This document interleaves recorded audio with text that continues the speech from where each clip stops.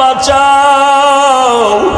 মূসা নবী উম্মতের কথা বলিয়া বলবে, আল্লাহ আমারে বাঁচাও, সইতে পারি না হাসরের ময়দানের ভয়ঙ্কর অবস্থা, সহ্য করতে পারি না। ইব্রাহিম নবী কাঁদবেন, আমাকে বাঁচাও। মূসা নবী, ইব্রাহিম নবী, ঈসা নবী, আদম নবী কাঁদবেন, আল্লাহ আমাকে বাঁচাও।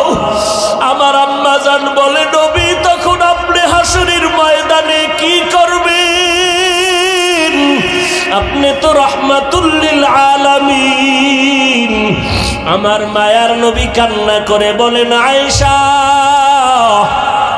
ওই সময় আমি উম্মতের ভুলে যাব না রে আয়েশা, আমি তখন আমাকে বাঁচানোর চিন্তা করব না, আমি তাৎক্ষণিকভাবে আমি মাকামে মাহমুদে মাওলার দরবারে সিজদায়